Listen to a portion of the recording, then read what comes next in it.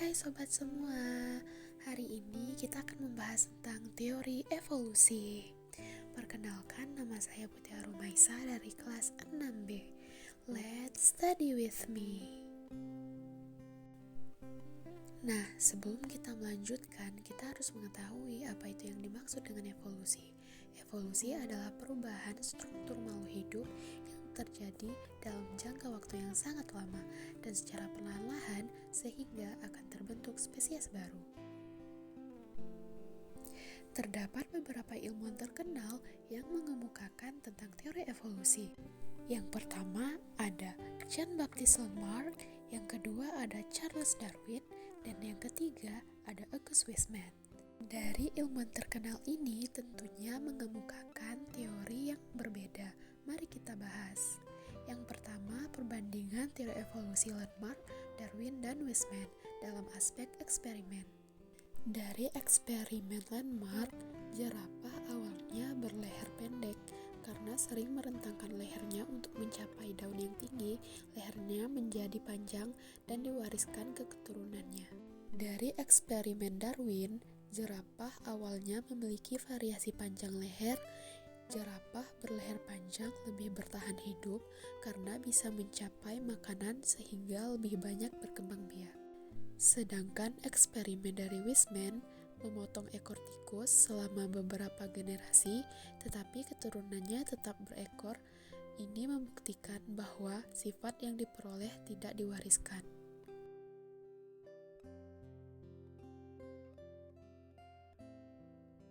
Kemudian kita lanjutkan kepada aspek dasar pemikiran.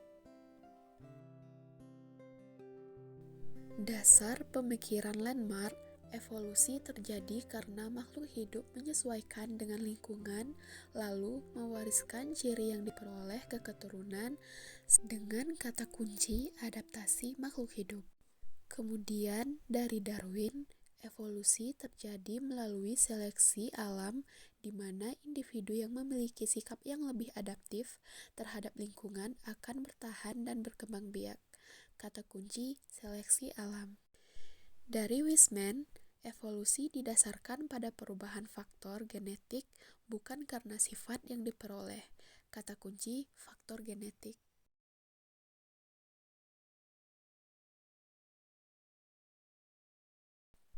Kita lanjutkan kepada aspek mekanisme evolusi. Mekanisme evolusi dari Lamarck, use dan disuse. Organ yang sering digunakan berkembang, sedangkan yang tidak digunakan menyusut. Kata kunci, bagian tubuh dapat berkembang atau menyusut, sifat tersebut diturunkan ke generasi selanjutnya. Mekanisme evolusi Darwin, seleksi alam memilih yang mampu bertahan dalam variasi populasi yang menentukan siapa yang bertahan dan berproduksi. Kata kunci, jenis variasi genetik yang dapat bertahan dari kepunahan dan meneruskan sifat pada generasi selanjutnya. Kita lanjut ke mekanisme evolusi Weismann. Pemilihan faktor genetik.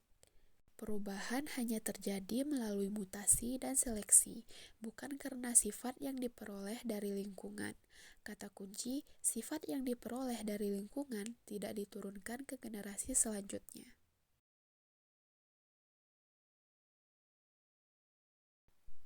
Perbandingan teori evolusi Lamarck, Darwin, dan Weismann, aspek kelebihan dan kekurangan.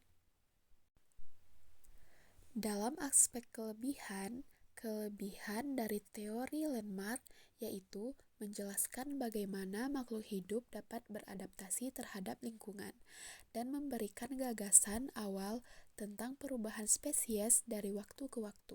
Kelebihan dari teori Darwin didukung oleh bukti fosil dan penelitian biologi menjelaskan bagaimana variasi dalam spesies dapat mempengaruhi kelangsungan hidup dan menjadi dasar teori evolusi modern. Yang terakhir, kelebihan teori Weismann.